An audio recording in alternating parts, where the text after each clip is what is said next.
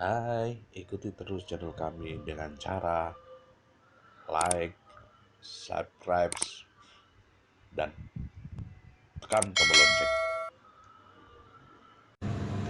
Suami atau istri dapat mengajukan gugatan cerai ke pengadilan. Ketika kasus ditangani pengadilan untuk mencapaikan ketuk palu cerai, ada tahapan-tahapannya.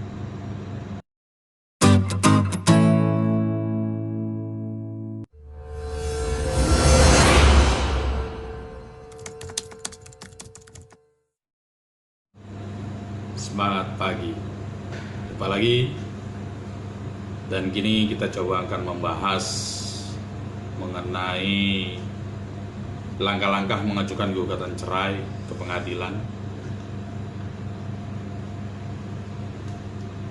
Kita tahu bahwasannya perceraian itu dilarang, tapi diperbolehkan karena satu dan lain hal yang mana mereka tidak mungkin lagi dipersatukan. Kita tahu perceraian adalah berakhirnya pernikahan antara suami dan istri. Suami atau istri dapat mengajukan gugatan cerai ke pengadilan. Ketika kasus ditangani pengadilan untuk mencapaikan ketuk palu cerai, ada tahapan-tahapannya. Harus melalui tahap mediasi dahulu. Itu yang pertama, menghadirkan saksi-saksi di persidangan, dan jika alasannya bisa diterima, maka pengadilan akan mengabulkan gugatan tersebut. Perceraian telah diatur dalam Undang-Undang Nomor 1 Tahun 1974 tentang perkawinan. Sidang perceraian bisa dilakukan apabila kedua belah pihak telah sepakat untuk menandatangani surat perceraian dan melengkapi seluruh syarat yang akan dibutuhkan di pengadilan nanti. Baik, sekarang kita share langkah-langkah apa saja sih untuk mengajukan gugatan cerai ke pengadilan. Yang pertama, siapkan dokumentasi yang dibutuhkan. Apa dokumentasi yang dibutuhkan? Dokumen-dokumen yang perlu Anda siapkan dalam pengajuan gugatan cerai cukup banyak. Meliputi satu, surat nikah asli, itu harus ada, dan fotokopinya.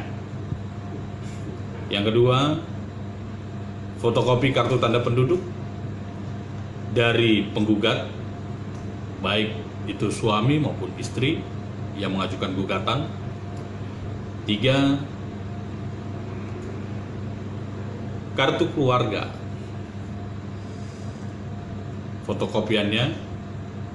Selanjutnya, fotokopi akte kelahiran anak jika memiliki anak, dan siapkan materai. Nah, jika ingin menggugat harta gonogini atau harta milik bersama, siapkan pula berkas-berkas seperti surat sertifikat tanah, surat-surat kepemilikan kendaraan bermotor, BPKB dan STNK, dan dokumen harta lainnya.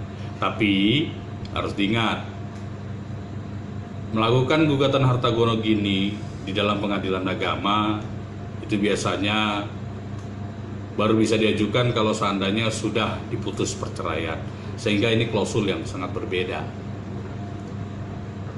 Lalu setelah menyiapkan kelengkapan dokumen, Anda dapat pergi mendaftarkan gugatan cerai ke pengadilan agama.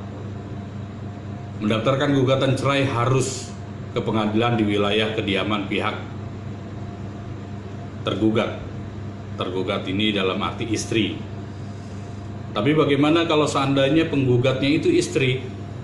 Maka tetap itu didomisili si istri, bukan si suami.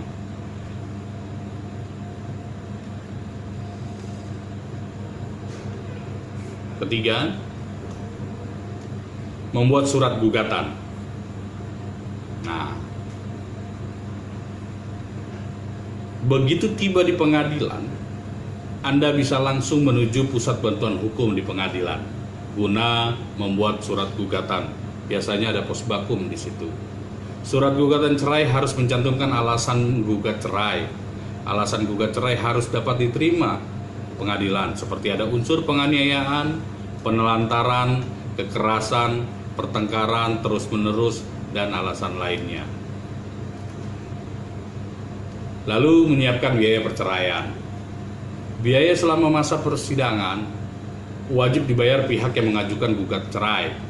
Biaya tersebut antara lain biaya pendaftaran, biaya materai, biaya proses ATK, biaya redaksi, dan biaya panggilan sidang. Biaya yang dikeluarkan selama proses sidang perceraian tergantung dari kedua belah pihak yang bercerai. Kalau salah satu pihak tidak pernah menanggapi surat panggilan persidangan, maka pihak pengadilan berhak membebankan biaya yang lebih besar. Tapi hal ini kembali lagi tergantung pada jumlah ketidakhadiran pihak yang bercerai. Mengetahui tata cara proses persidangan ini sangat penting.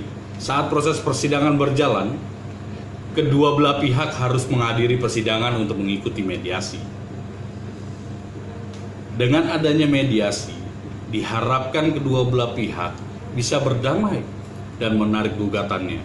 Akan tetapi, kalau keputusan untuk bercerai sudah bulat, maka akan dilakukan dengan pembacaan surat gugatan perceraian. Jika pihak tergugat tidak pernah memenuhi panggilan dari pihak pengadilan untuk mengikuti sidang, maka pihak pengadilan dapat membuat amar putusan yang berisi pemutusan sah antara suami dan istri, sehingga gugatan itu harus dikabulkan. Amar putusan itu kemudian akan dikirimkan kepada pihak tergugat sebagai bukti kalau pernikahan sudah berakhir. Apabila pihak tergugat sama sekali tidak memberi tanggapan mengenai amar putusan, maka pihak pengadilan berhak membuat surat akta cerai. Nah, di dalam persidangan kita harus juga menyiapkan saksi. Gugatan perceraian dapat berjalan lancar jika pihak penggugat memberikan alasan yang jelas terkait pengajuan gugatan cerai. Alasan ini juga akan disampaikan di pengadilan, termasuk menghadirkan saksi-saksi yang dapat memperkuat alasan perceraian. Saksi-saksi tersebut bakal dihadirkan saat sidang perceraian. Demikian langkah-langkah mengajukan gugatan cerai ke pengadilan. Semoga ini bisa bermanfaat bagi orang yang memiliki sebuah niat untuk mengajukan gugatan tersebut, sehingga sudah menyiapkan secara dini. Oke, itu dari saya.